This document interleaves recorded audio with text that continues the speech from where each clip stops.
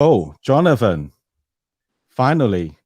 We- Yeah, finally, after a few little admin issues on my side, apologies for that.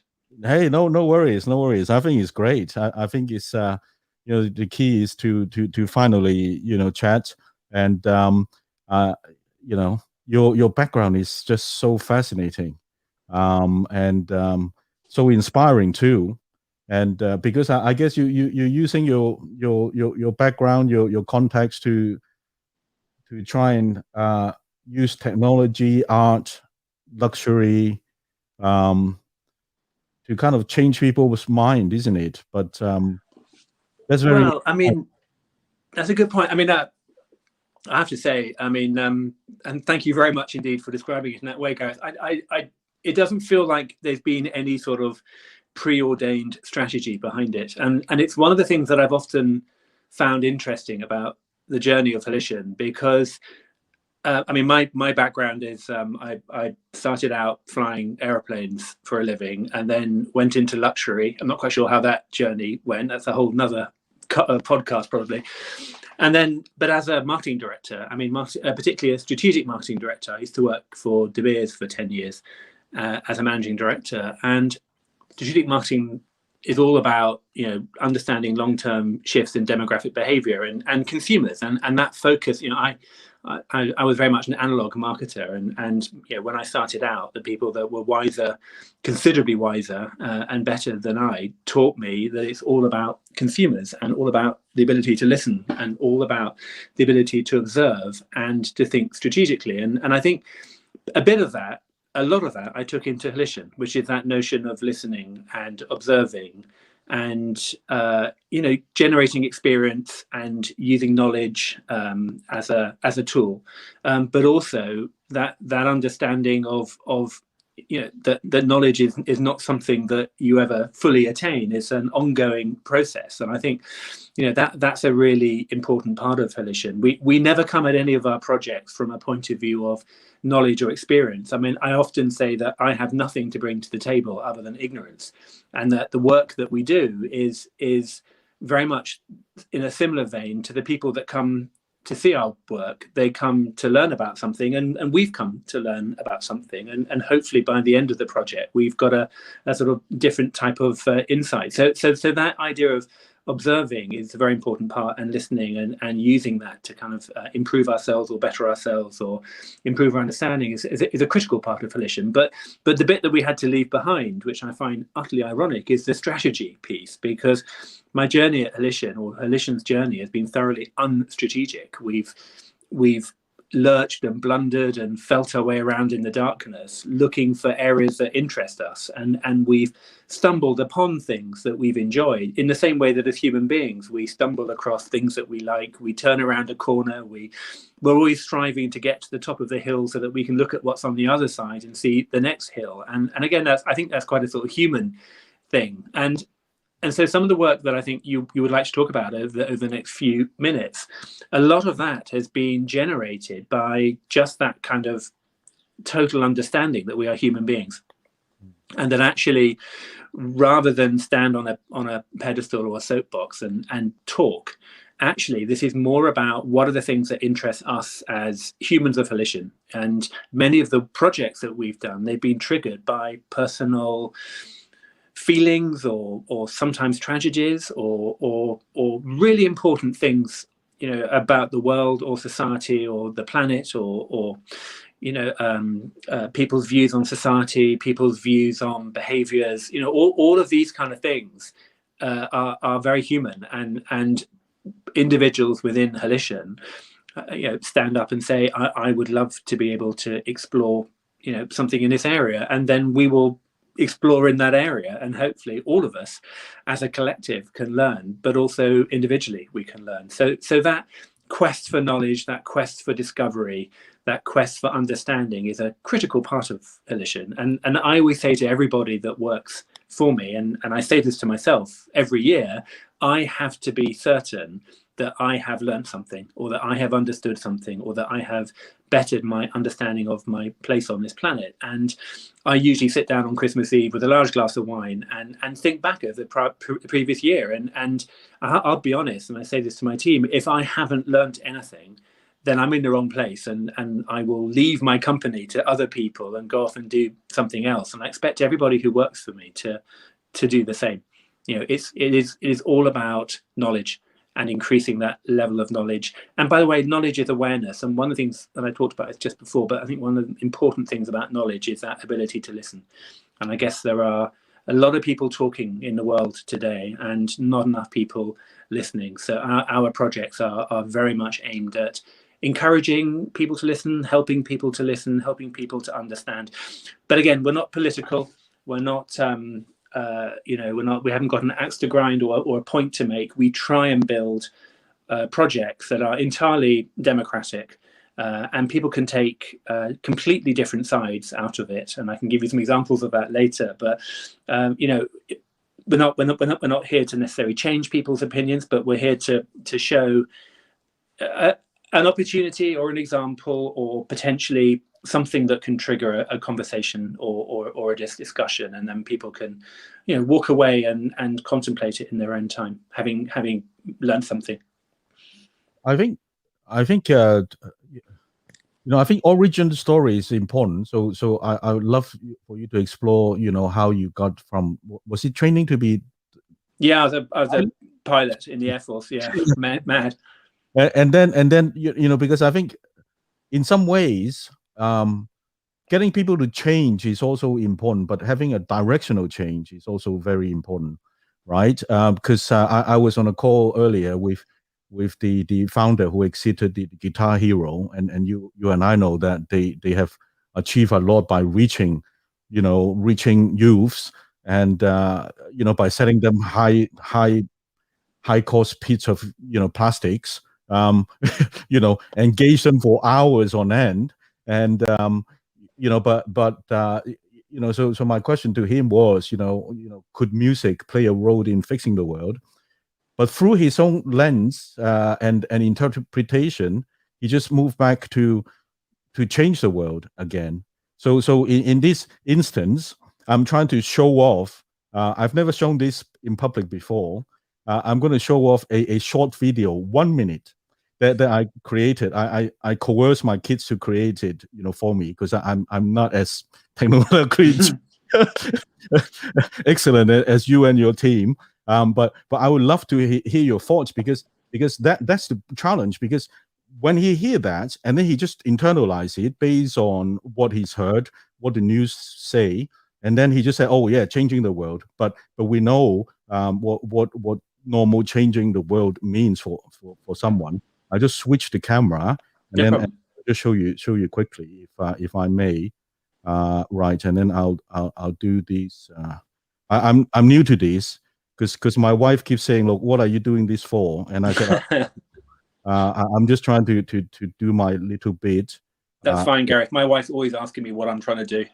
Oh, really? Oh, I'm so glad. I think we should let our wife meet together. Yes, exactly.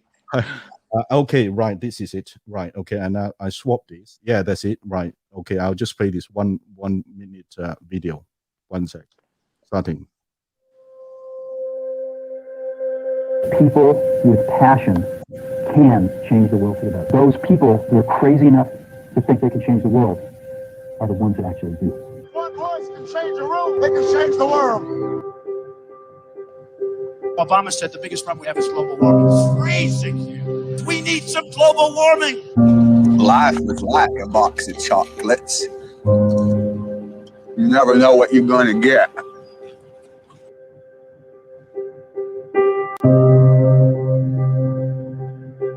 Everyone, individuals to corporates, must shift towards a directional fix the world narrative to A, care enough to ask the right question, B, find the truth, not hearsay or alternative truth, interpret the answers into simple actions, and do the right thing.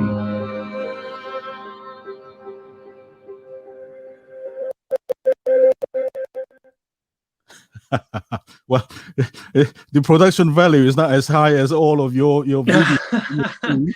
Hey, it's not about production value, is it? It's about message. Yeah, but you know, when I look at all your videos, you know, and all your previous works, I thought, wow, you know, no wonder we can't get my message across.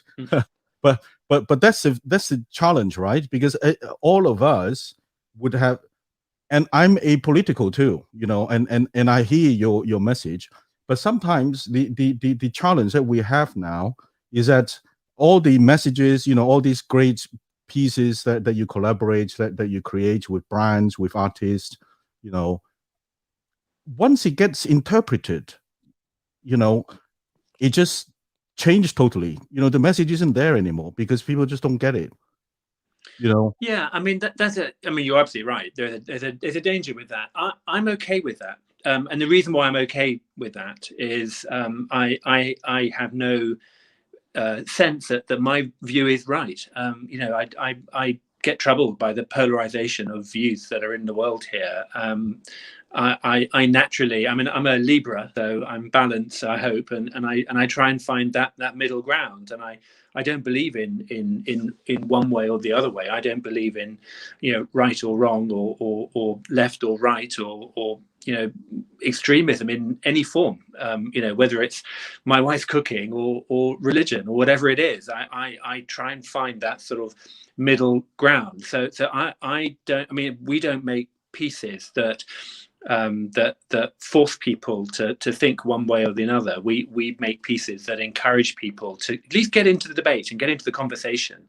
And I think you know, one of the pieces that we did, which I think is and I alluded to it earlier, but we worked for the United Nations and in collaboration with a professor of sustainable science, sustainable fashion, called Professor Helen Story from London College of Fashion, to produce a wearable item, a dress, because the United Nations wanted to use fashion as a way of communicating the plight of refugees. And Helen and I were deeply concerned about this notion, because you could argue, and I'm being deeply unfair now and highly disingenuous, but you could argue that you know, fashion is a bunch of models sipping champagne on a Parisian catwalk, and that's a world away from the pain and suffering and misery in the Syrian-Turkish border. But so we wanted the dress, if it was going to be about fashion, to have an emotional resonance, and we were very lucky to be able to get access to a tent, a refugee tent from a camp in Zakaria, exactly this project.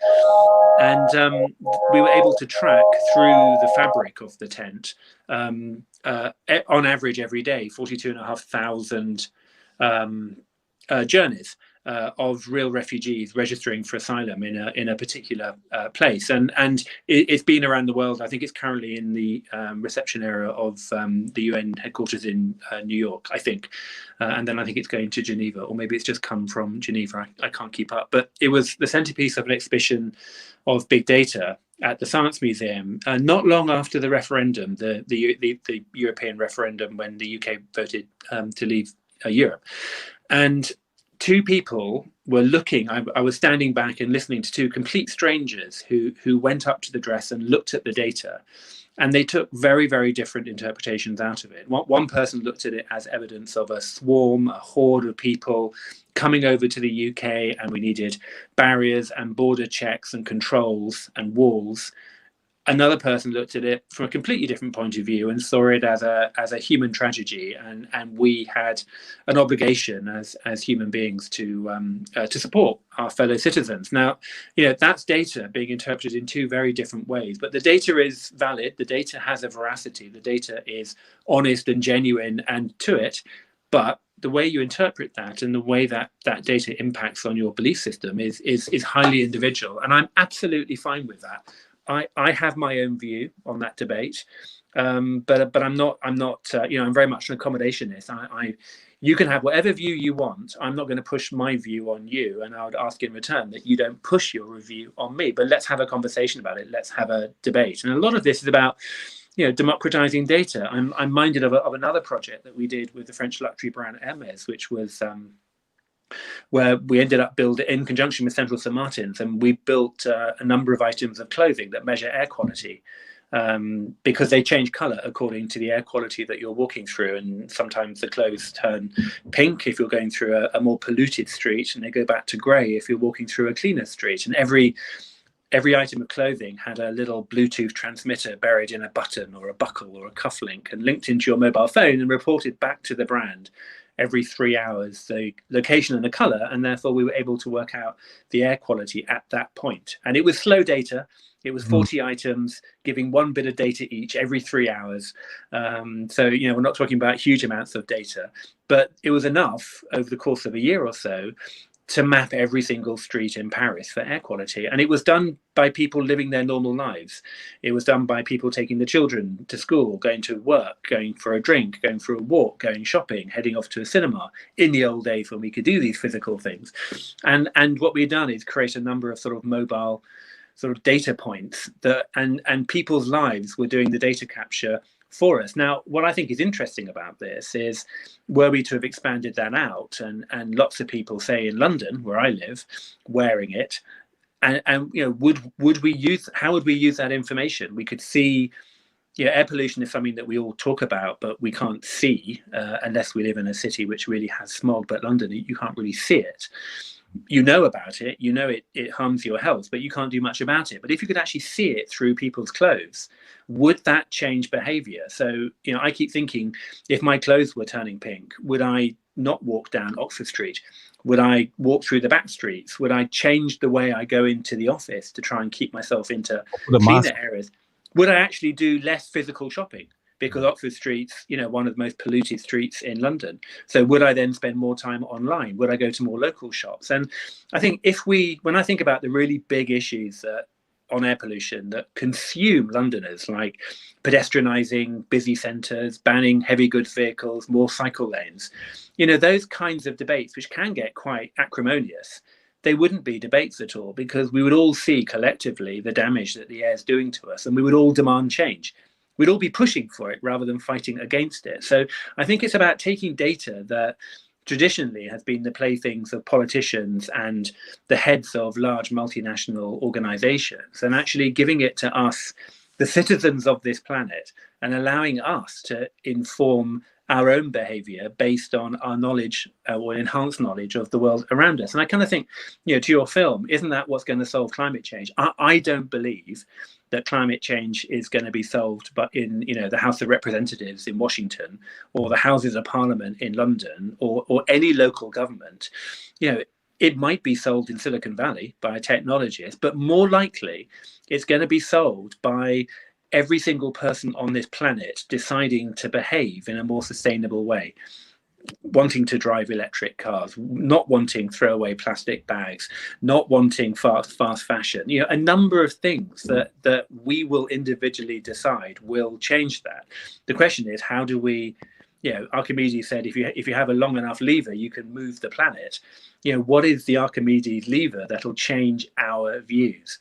And I think a lot of that's going to come from understanding of data, which allows you to get into the conversations. Then our job as Volition is to try and present that data, or present that message or that story in a way that is beautiful and attractive, that draws people in and allows people to consider it, and then send them on their way a few minutes later with an idea in their mind, an idea, a plant, a shoot, a small green, you know, piece of life that hopefully will grow into something larger and more powerful. And if we can replicate that insight across the planet, then, you know, that's Archimedes' lever.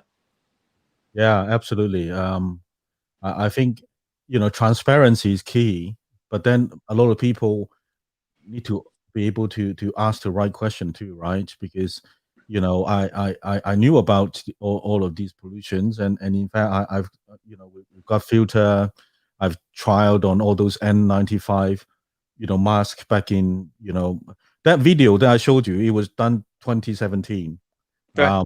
And then the mask I tried myself, you know, running in it 2018, and then I bought an air filter, and I realized, luckily, where we live near the Thames, the pollution isn't that high. Yeah.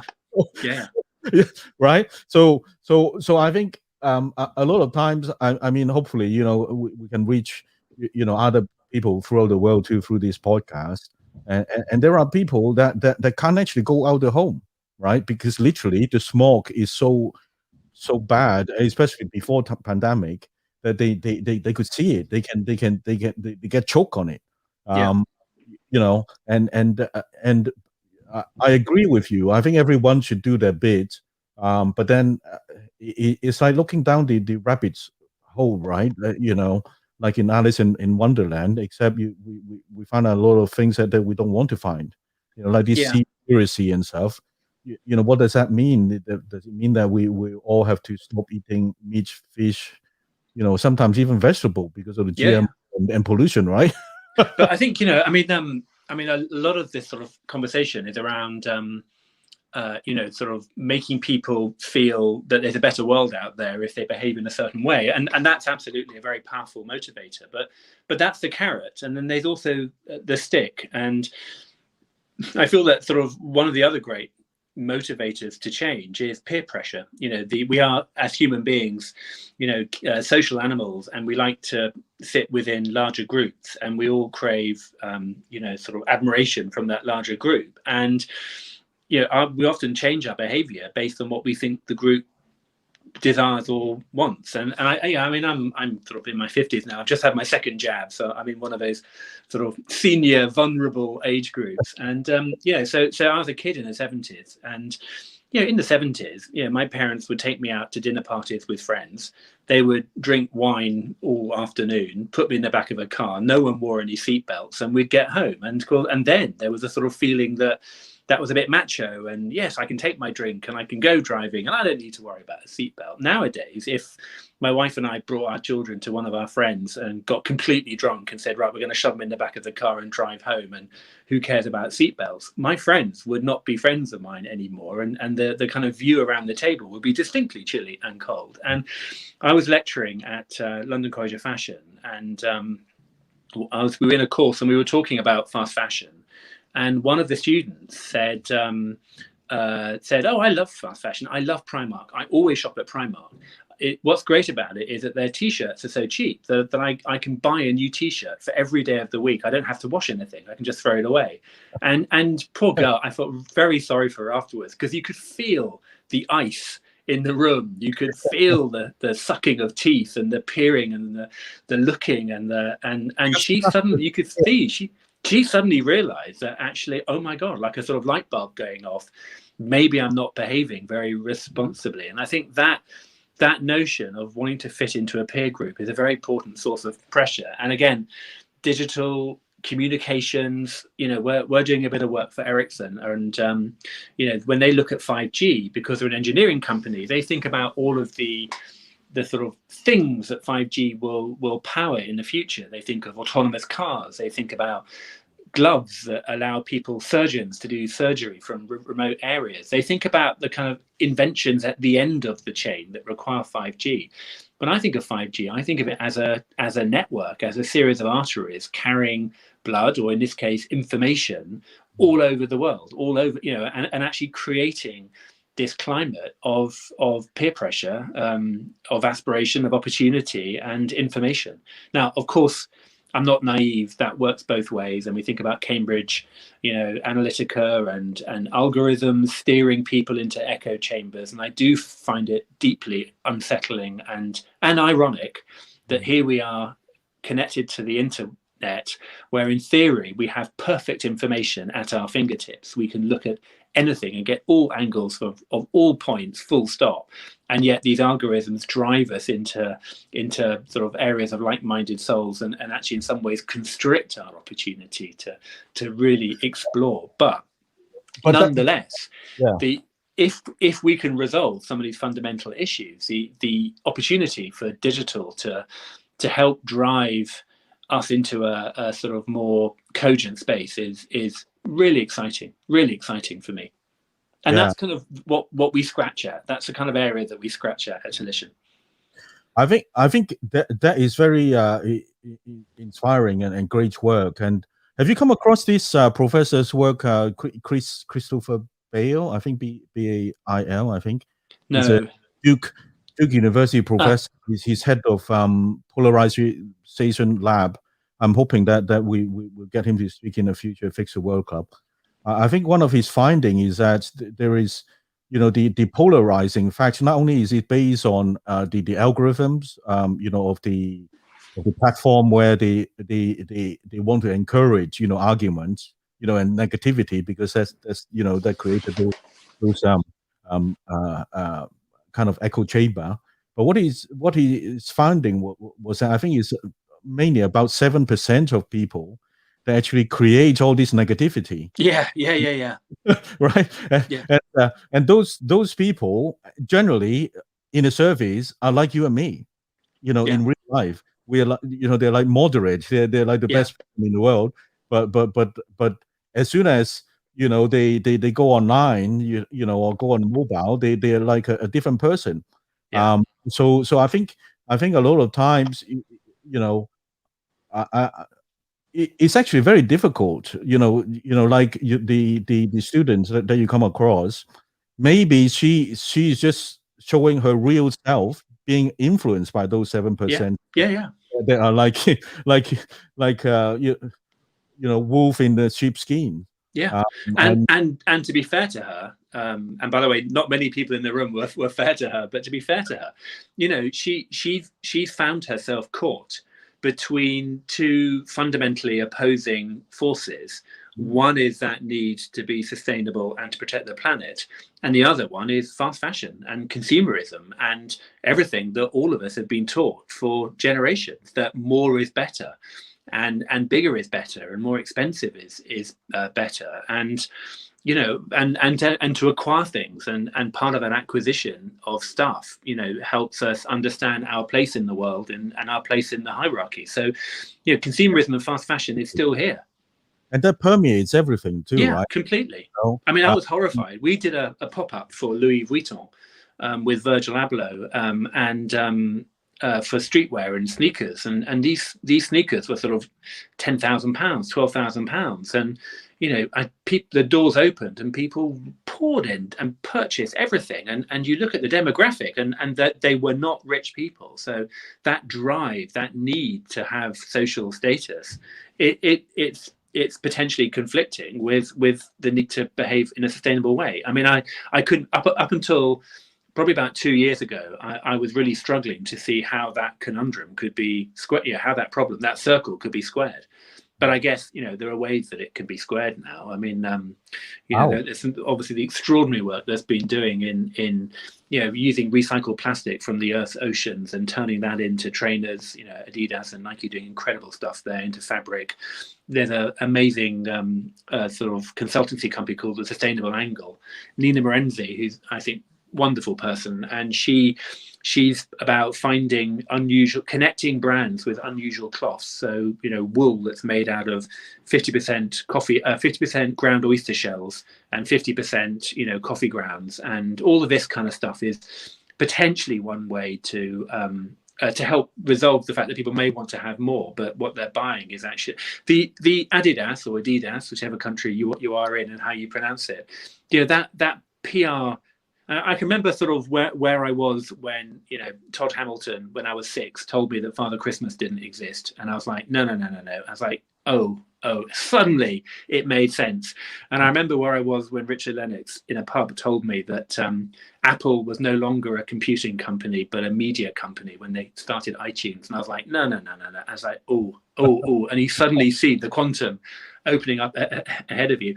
When I read the Adidas press release that said that by 2023, 80% of all of its trainers will be made from recycled plastic taken out of the oceans, that was another one of those moments, because suddenly buying one of their trainers isn't just not damaging the earth, it's repairing the damage that our behavior has done over years. And I think that kind of thing is interesting. However, I think the most interesting thing is finding ways that we can get away with less. Now getting away with less is that's a big thing, and it's and it requires a whole series of behaviors. Behaviors like the desire to repair things that are broken and not just throw them away and buy things. It's a massive change. So what's going to cause that change? And I think education, communication, data, information, but within your social groups, you know, that's one of those drivers for us. And actually, it's kind of reversing the value chain too, right? Because Yeah. You know, that's where we were. I mean, shoes, you know, it was not designed to fail. Yeah. I mean, there was a talk yesterday with New York Times. I love Patagonia, the brand. You know, Matt Dwyer. He was just saying, you know, using light bulb as an example of why it's better, because you know they're lasting longer now. But I wasn't in a position to correct him. You know, such a big forum, as you may know, the original light bulbs were, some of them, I think there is one that is still running, and that's 150 years old. Amazing. It is, you know, because of cartel that has actually made them planned obsolescence, you know, since 1930s. And in some ways, what you're saying is correct, but sadly, most of the people the artisans that fix shoes, you know, they don't exist now. Yeah. You know, right? And so you know, who might become, you know, those catalysts for fixing that, you think? Yeah. I mean, I took, and the other thing I think to remember is, of course, things will accelerate when it's not only, we're at the moment in this kind of, we're talking about environmentalism and climate, for example, but all of these issues, we're at the moment where there's a premium on behaving environmentally in an environmentally sustainable way. So there's a premium to it. There's a cost inherent in it. It costs more to be environmentally secure, or not secure, to be environmentally supportive at the moment. But I took lots of the agency off to see Al Gore speak in London a couple of years ago. And, you know, 75% of his lecture was doom and gloom, because he was sharing, you know, the facts, where we are now. But the last 25% was very positive. He said we had a very good, we have to move fast, but we had a very good chance of sorting all of this out. And he said, you know, because the increase in technology means that pretty soon it's not going to be the right thing to do. It's going to be the cheaper thing to do. And the moment it's the cheaper thing to do, everybody's just going to go piling in there. You know, the moment that electric cars per mile are cheaper to own and run, you know, with all the depreciation and blah than a petrol car, who's going to suddenly overnight, who's going to have a petrol car? No, or a diesel car. No one's going to have them, because actually it's more expensive. And then, yeah, it happens to be more polluting as well. So no one's going to want to do that. And then the peer pressure comes in, where you'll turn up, where, you know, we would turn up at that dinner party with our diesel car, and people would start tut-tutting us out the window. Next thing we'll do, the very next morning, is that we'll head out and get an electric car. And I think that's I think why he was very positive. He was also talking about how technology, I mean, the UK, obviously a lot of noise about the potentially the return to nuclear power and the huge investment in nuclear power, and that to try and secure the investment, the government's guaranteed a kind of price per whatever the unit of electricity is. That was, I think to remember, £90 per whatever this unit was. Right now, they're building wind farms in the North Sea right now, where the price output is 30. So it's a third cheaper right now, and it's environmentally secure. So the moment that actually it's not just the right thing to do, but it's the more profitable thing to do, this is going to change quick. Yeah. I hope. That's what I hope. I think you know, he's done great thing for the issues. But as you may know already, he also run the fund. Yeah, no, yeah. No, I know, yeah. Yeah. So I'm not going to, you know, and you know, there was a talk earlier today too with this analyst from FT talking about ESG, and I work in finance, and we know, you know, the issues and challenges. Because once again, it's just like what we've just highlighted now, you know, between finance, fashion, perceptions, it's so complex, and it's so much linked. And what makes it worse in finance is that, you know, there are so many people that claims that they are the ESG experts, you know, and certification experts, and ultimately, you know, they bring it back to net zero. And then all these things that are pushed forward to 20, you know, as you mentioned, you know, Nike 2035, some 2050, But one point that he highlighted, I think it's Bill something, I can't remember. After COVID, I caught COVID earlier, Right. end of last year, and now my brain isn't the same, and that's part of the reason why I'm doing this, just in case I lose my Well, I've mind. got the same problem, Gareth, and I Really? haven't got the excuse that I caught COVID. So Yeah, I'm scheduled to have my second dose, but yeah, it's not the same. I met literally thousands of people, and I did not need to use my BlackBerry, and I remember everything. Yeah. Now I've lost all my data in BlackBerry. And I wow. rely on LinkedIn, but it's not coming back. It's just weird, But anyway, long story short, that's the challenge. That's the challenge. I support. I lost my train of thought now, but I support. Kind of better made brand. UK brand, Hong Kong brand. But just between us too, but and the audience, some of those luxury brands don't deliver either, right? No, So they don't.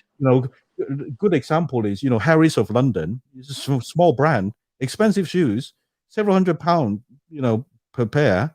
And all I wanted to do was to support them, and then with just one promise that I wanted is whenever I walk by, in the Mayfair thing, I get a free shoe shine. Yeah. Yeah. I've never done it. Right? Yeah. Never done it, but one time I did. Yeah. They said, "Oh, we stopped doing that now." Yeah.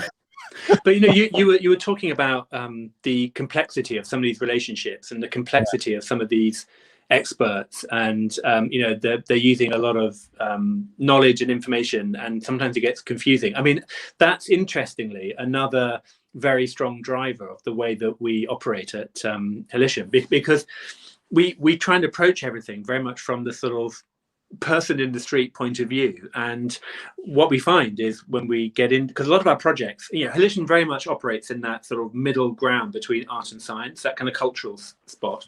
And so a lot of the work we do, I mean, maybe sort of 80% of these types of installations, we work hand in hand with scientists. And scientists have spent most of their lives in a very, very tight niche, but they've gone incredibly deep into that niche.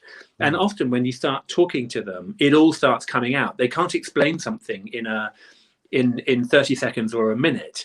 They talk about the research and the PhD and what they learned at that symposium, and when they spoke at that conference and they met that person, and then there was something else that happened, and then they were able to do something else, and then the Nobel Prize arrived and whatever, that kind of stuff. And it's fascinating. But what we try and do, there's a sculpture that we love at the agency called Brancusi, who's Hungarian and died 150 years ago. But he used to sculpt the human form, but using the minimum amount of lines, the fewest possible lines, to still communicate the shape and a bit of the personality. And we often sort of use that phrase internally within Halisham, Brancusi, to try and not demystify, because you need to try and delve into the really essential first building block of what it is that they're trying to communicate, and then we will work with that and hopefully allow people to sort of understand that first building block to the point where if they're interested, they can go away and find out more information. I mean, we did a project on dementia with an amazing sort of neuroscientist called Kate Story, Professor Kate Story, and she was one of the first people ever to visualize a particular function inside the brainstem. And one of the ways that dementia occurs is that there are cells in the brainstem. The cells have got to deconnect. Yes, this one here, exactly, neurogenesis. They've got to deconnect, regenerate, and then reconnect. And it's that act of regeneration that keeps the mind healthy. And if the cells don't disconnect, then that's what causes dementia. So we became, quite highbrow neuroscientists until we sort of recognized that actually what we were trying to do was simply communicate this notion of uncoupling and recoupling. And the sort of acid test for me is, can my 12-year-old daughter walk up to it, who is not a neuroscientist, and actually get the fundamental idea of what it is that we're trying to communicate? And she did.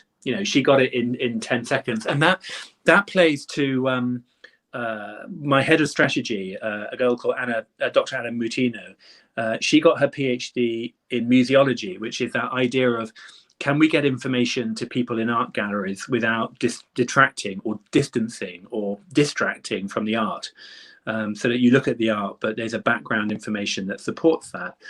And her PhD was something called technology in the wild, which is that idea of, if people get into an environment where they're not expecting to see technology, can we use that technology to communicate one point? That's it, just one point. And if we can communicate that one point, will they walk away with that one point in their mind? I mean, it sounds so simple. It's so difficult. It's so difficult to get people to approach technology in a public space. You know, one of the legacies of Steve Jobs is that with the iPhone, he reduced the distance between people and technology, and got people playing and interacting with technology. But none of the applications on your mobiles come with an instruction manual of how to use it. You learn about technology the same way that we learn about everything, which is trial and exploration. And yes, making mistakes is a very important part of the learning process, but it's a very big ask to expect someone to approach technology and potentially not know how to use it and look like an idiot in front of their fellow shoppers or their fellow viewers or their fellow humans. People typically walk away from technology. So a lot of what we try and do is hide technology or disguise technology. We try and build very sort of intuitive user interfaces where less is more. Just do whatever we can and then simplify the message so that actually people can get into the conversation. They don't have to have that PhD. They don't have to have that Nobel Prize, but they can still understand the notion of what these incredibly clever people have striven all of their lives to communicate and to demonstrate. But most of these are great work are mostly kind of exhibition, ideas piece. Has any, I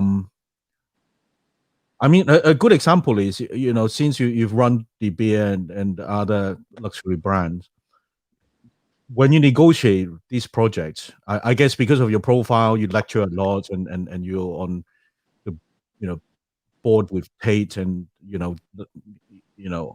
I guess a lot of these projects kind of like naturally, come about.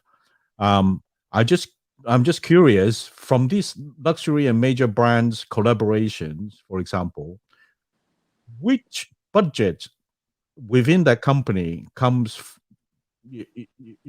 through for you? Is it it's a great question. It's a really good question.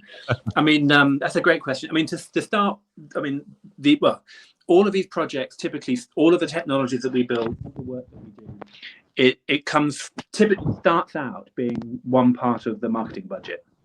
So whether that's marketing budget in terms of shop windows, interactive store windows that we've done for brands like Rolls-Royce or brands like Hermes, whether it's fashion shows for brands like Burberry and Dunhill, or pop-up spaces for brands like Moncler or Dom Perignon, or exhibition spaces for brands like Tiffany, that usually comes out of either a sort of physical activity promotion budget or a pure play marketing merchandising budget.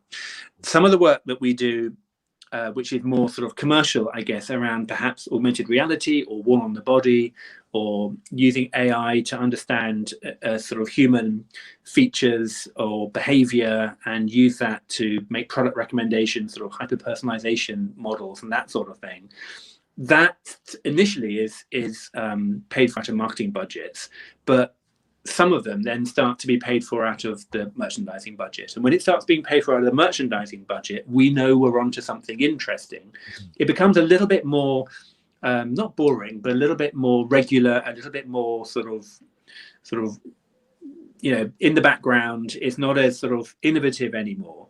But what it is commercial. So because the merchandising teams will only invest in something if it enlarges their margin or increases their sales. If it looks good, then they will, brands are so protective of that margin that if they're going to carve out a bit of that margin to invest in a technology, they've got to be pretty certain that they're going to get a return. So it typically starts with marketing and goes through various marketing plays. And then just some of them, and it's the ones that are more scalable, rather than the ones that are more individual. They get picked up by the merchandising teams, and once the merchandising teams are in there, then it's sticky.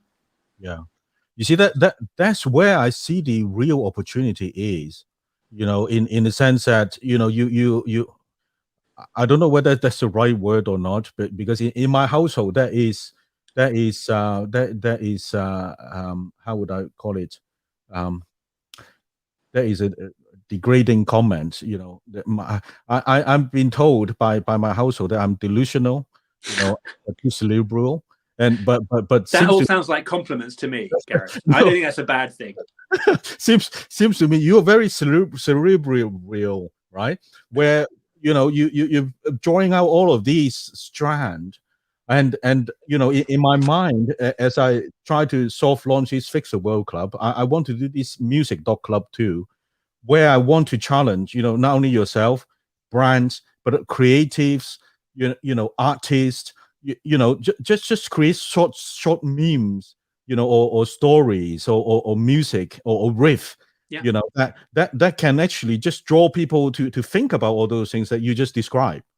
And let them draw to the conclusion based on their history, and then hopefully, everyone will go towards the same direction, right? Yeah, and I think also part of this, and again, I think this is a feature of our work, and I guess it naturally cascades out of what I was saying earlier about simplifying things and allowing people access to information that they can then get into a debate.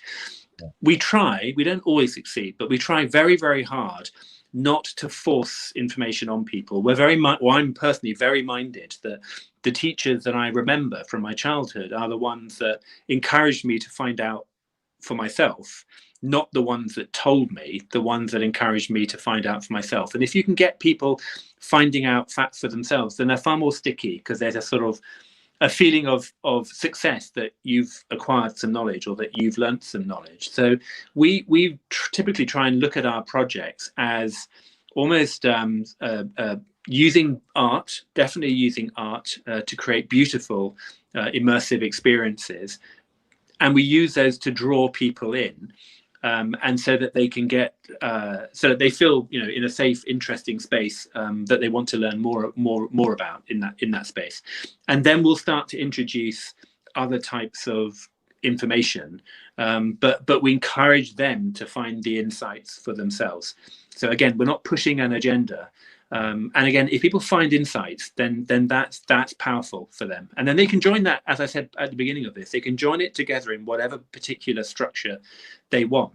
But we encourage people to find out for themselves. And there are some, there have been a lot of work that we've done, and I'm particularly minded of a piece we did for Farfetch, where, some people spent 10, 20, 30 minutes in front of this thing, because they were just looking at data points and they were looking at information, and they were starting to join that data point with that one and making an inference, and then testing that inference somewhere else. And it was, they had a really strong sense of learning. But that learning was driven by them, not forced on them by us. And I think a lot of the exhibits that I see in this space have basically have an agenda, and they hit that agenda at you with a sledgehammer. And we try and have a lighter touch, and that goes back to us saying, all we have to offer is ignorance. We have no knowledge. We're not climate scientists. We're not experts on dementia.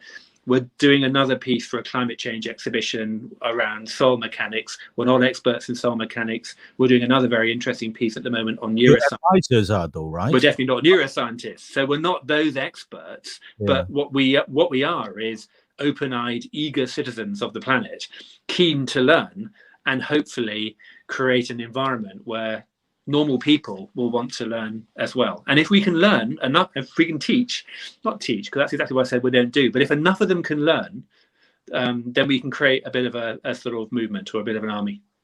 Yeah, I think that is important too, because also don't forget a lot of these FMCG to luxury brands, this majority of the budget, as you know better than I do, is on marketing too, right?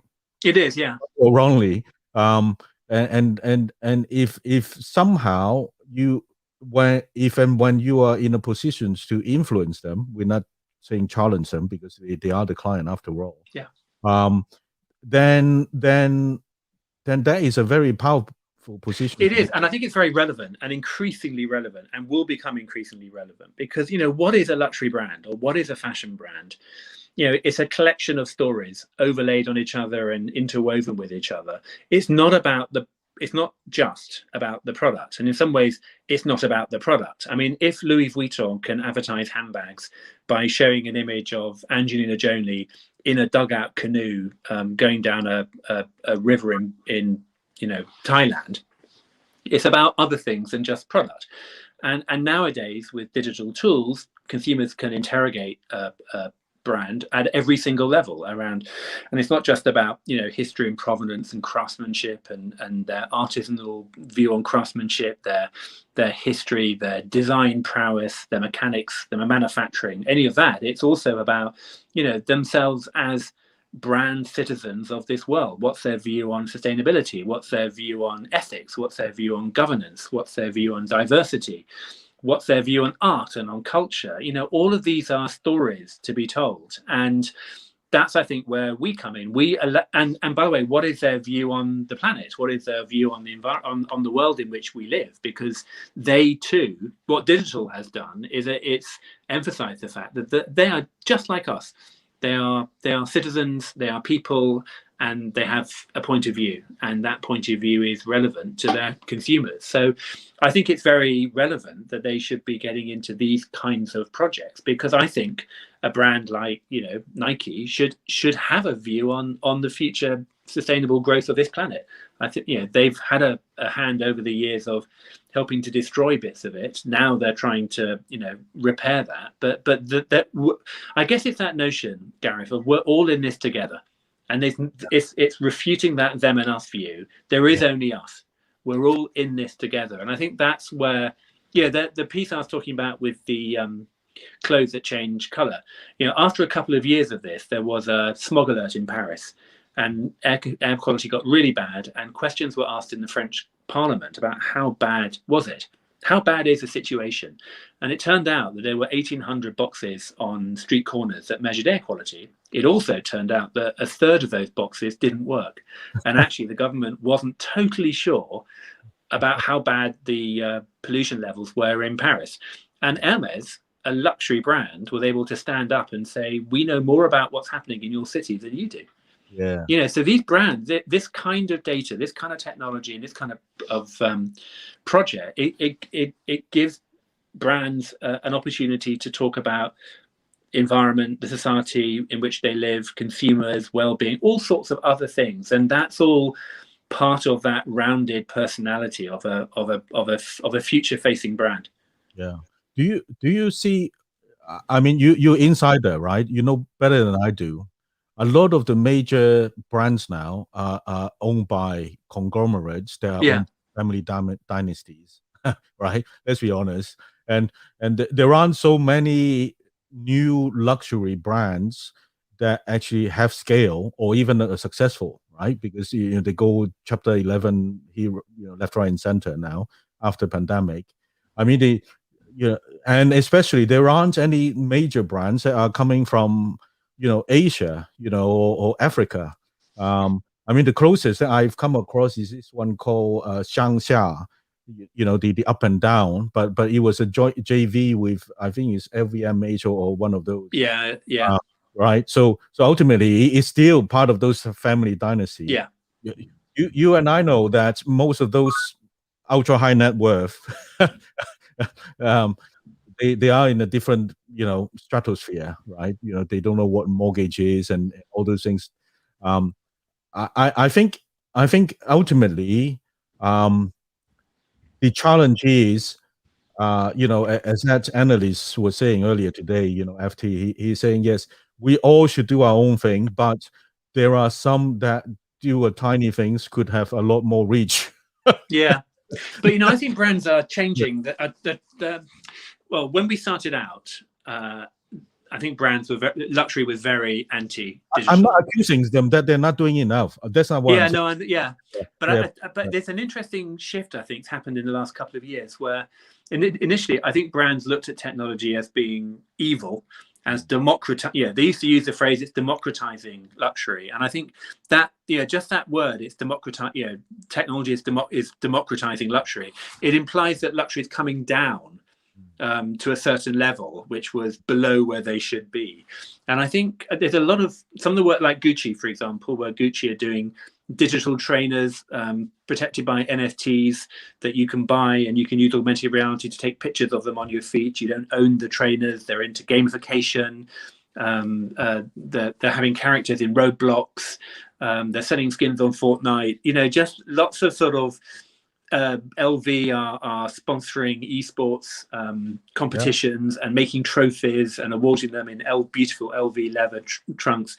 And I think what that's doing is making brands not democratized down, but making them more accessible up, so that actually people who perhaps today can't afford or wouldn't imagine that Louis Vuitton would have a product for them are now going, oh, okay, so Louis Vuitton consider me as a legitimate person to have a conversation with. I might not be able to afford to purchase one of their products, but at least they recognize that I'm here, and at some point in my life I may end up wanting to buy a Louis Vuitton product. So that notion of accessibility, which I think is very different to democratizing or bringing down, I think is quite a powerful shift. And I think that's a very, very smart move, particularly that link between gaming and luxury and fashion. You look at something like SimCity, and Dolce & Gabbana did a promotion on there. SimCity, 63 million people, and many of them are my demographic,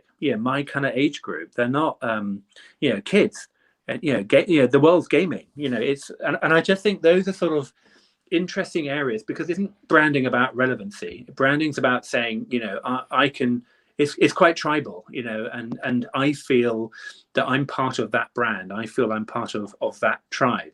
And therefore, if that brand expands its personality left and right into different areas, there's more opportunities for me to look at that brand and say they've got a message for me. And I even if I'm not a customer today, and I think that's quite an interesting, quite a smart way to look at it. But that is why I'm asking this question, right? Because given the democratization of all this technology, I'm just curious why and whether and how and with whom this new there may be another new luxury but sustainable brands that bring value and also challenge people to be able to do the right thing. That's what I'm trying to who and with whom that might arrive. I mean, because that is the biggest opportunity, right? Yeah, well, brands are starting to do that now. High-end brands, like, the sort of obvious one is Stella McCartney, because Stella McCartney's at the helm. It's her company. It's got her name on it. She believes passionately in this, and she's driving, sustainable practice right the way through her operation from kind of start to finish. And it's one of the reasons why she left Kering. She didn't believe that Kering necessarily had the right sort of mindset for her, so she had to go off and do this somewhere else. And then there are more and more. There's a. These aren't luxury brands, but a brand like Elvis and Kresse, for example, in the UK, they make when Kresse talks about fashion, she's fascinating to listen to, because she says when you buy a house, you don't buy it for all eternity. You buy it while you have it. And then you move away into another house and someone else moves in, and we should be looking the same at fashion. You wear it, you like it. When you don't want it, you hand it back and it's made into something else.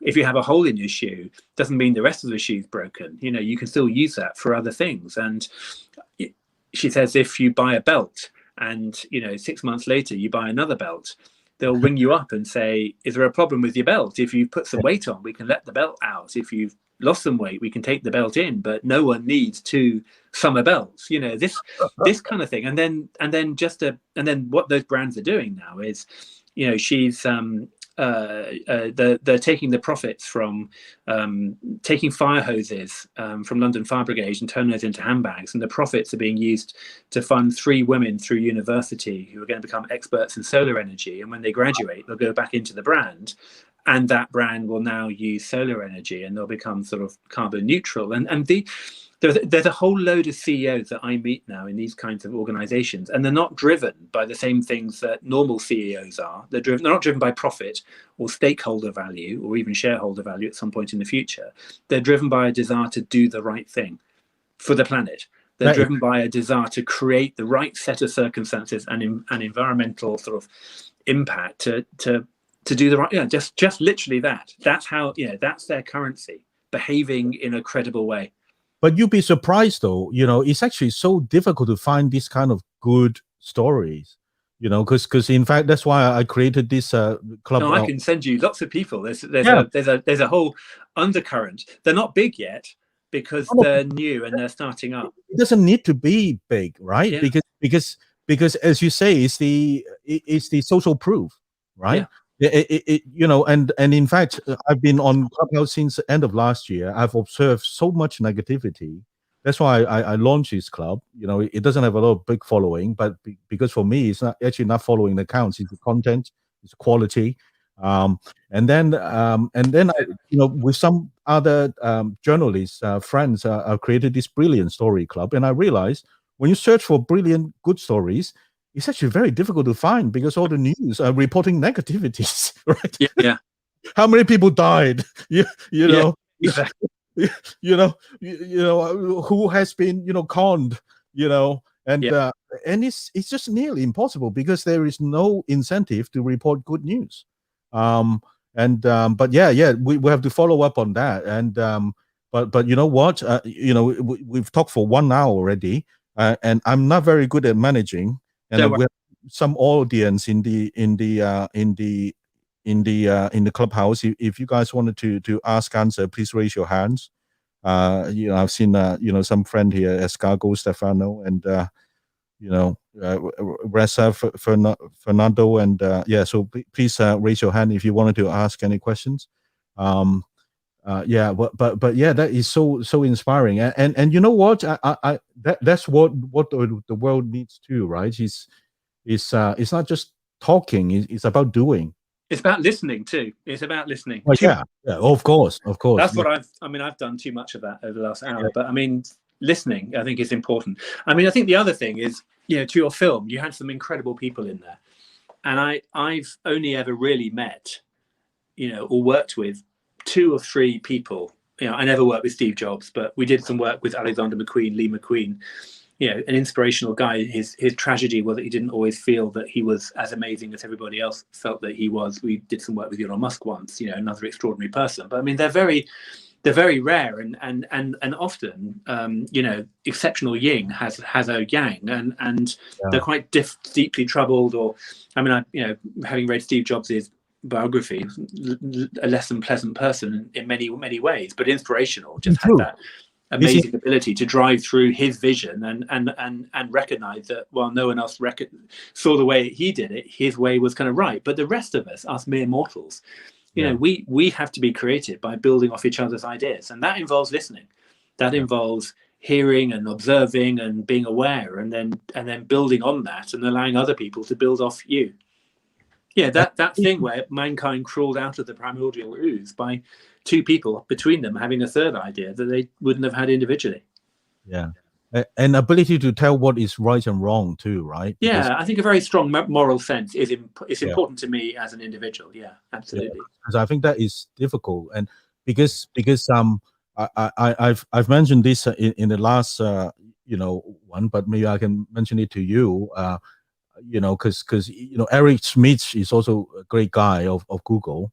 But because of all his, advices and stuff, unlike you and me, we're apolitical.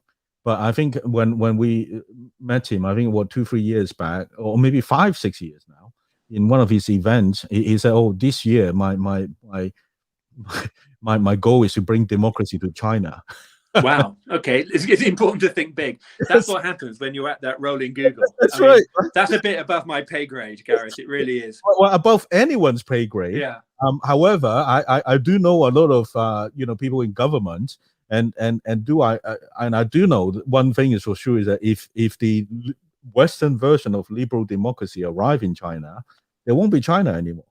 There will be civil war. There will be another Russia, and then yes, it might be great for certain aspect of the world's traders of arms, but I don't think it'll be good for anyone. No. You know, and I did raise that, and sadly, I have not been invited back to those major events ever since. So, but that's the thing, right? So you're absolutely right. It's about listening, but also being able to tell right and wrong, and maybe, you know, deciding, you know, on what to do, right? So I think, you know, the question, you know, to you is, you know, what would you advise other young people that might be watching this? You know, might be creative, might be artists, might be, you know, engineers, or maybe haven't even done a degree, right? Because maybe, you know, they could be like you know, just follow your path, and then you get an honorary degree from what was it, Central St. Martin's, or Yeah. was it, yeah.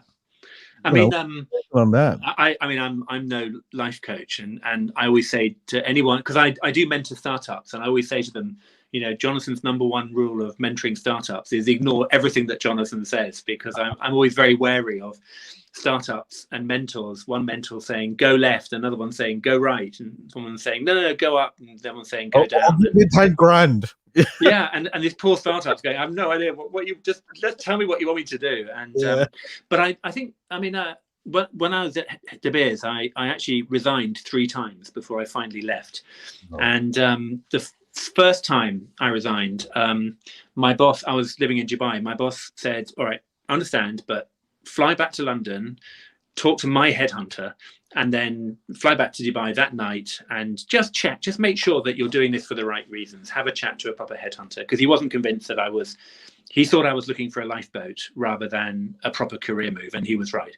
I was bored, and this, and I'm not a massive fan of headhunters, because, you know, they constantly bombard me with trying to sell me people and then take my staff and offer them whatever.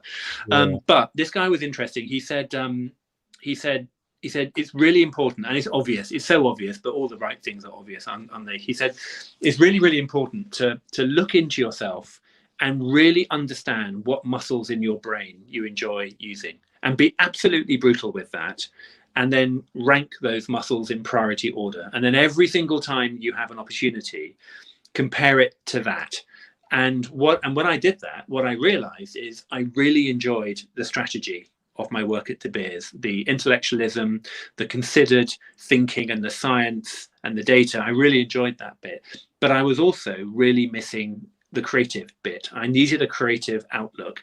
I needed to roll up my sleeves and build things and make things and see things and step back and look at them. And I guess, you know, that's where Halition's been. You know, Halition is a very selfish, private journey where I brought my team along with me, and they've put up with me. But it's that notion of, you know, can we combine science and art and creativity to give messaging? Because in the end, you know, marketing is about messaging. And can we use that, and particularly for us, can we use that not to talk about technology, because we are very anti-technology. We are an anti-technology company, if that's not completely nuts. Actually, what it means, it's not that we're against it, it's just that we are profoundly pro-human. So can we use that to give us insights into the way we are, who we are, the way we live, the places we live, the world we live in, and can we use that at scale to create change, or at least initiate that journey to create change, or fixing something. Yeah. Gareth, I'm going to have to leave in a few minutes because I've got a client meeting in at 20 past. I'm sorry. Yeah, no worry. This is fantastic. This has been fantastic. I don't see any raised hand. So you know, thank you very much for your insight and time shared. Well, thank you for the invitation, and good luck to everybody on all of our journeys. We would all need a lot of luck individually and collectively if we're going to make change. If we're going to fix the world. Yes. Okay. Well, you have a great day. Thanks, Gareth, and thank you, everybody. And I hope we connect again soon. Indeed. Take care. Thank you. Cheers. Bye-bye.